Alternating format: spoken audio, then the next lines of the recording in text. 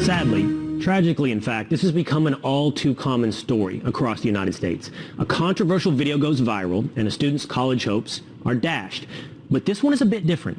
In the latest case, a biracial Virginia high school student posted a video of a white classmate using a racial slur when she was a freshman in high school. But he held the video for several years after it was first posted to Snapchat. Jimmy Galligan waited to expose the video of Mimi Groves until Black Lives Matter protests were sweeping the nation and he could inflict maximum damage on Mimi Groves' future. And it worked.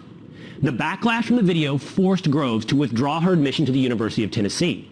But Galligan says he doesn't regret that. Quote, he taught someone a lesson. Here now exclusively on the story is Mimi Groves' attorney, Shan Wu. Thank you so much for being with us, Mr. Wu. Tell us about Mimi, what she lost, and what you're representing for her here tonight. Thanks for having me, Will. Mimi was a kid when she did this. She's appalled, and having said that, she's not trying to excuse it in any way. And what she lost was her dream. Like many athletes, she had worked most of her young adult life for the shot at going to a great school and being on their team. That was taken away from her in what can only be described as a rush to judgment. The school, University of Tennessee, caved in a panic to a lot of hysteria, a lot of social media going on, and they didn't give her a meaningful investigation, which would have revealed that this happened years ago, would have revealed the context of it. My role here, I defend my college students. I know how it should have been handled by the university, and we hope that they will see the light on that point and do the right thing.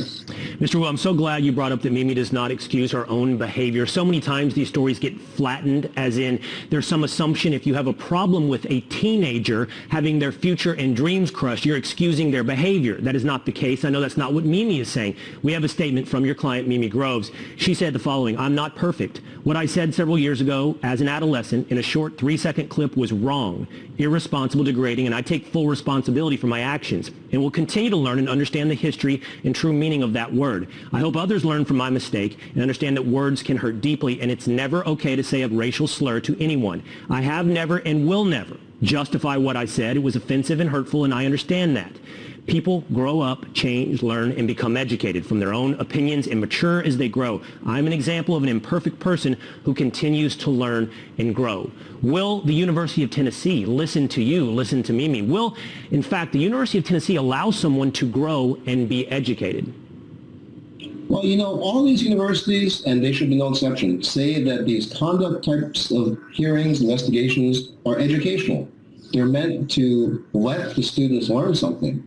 And by rushing to this judgment, they did not only Mimi a great disservice, but to their community as well. Instead of setting the example of carefully investigating, taking their time, and judging what her conduct was in light of the evidence and the context, they hurriedly made a decision and forced her out. And that sets a bad example. Of course, it's horribly unfair, devastating to her and to her family. And it's not the job that an educational institution should be doing.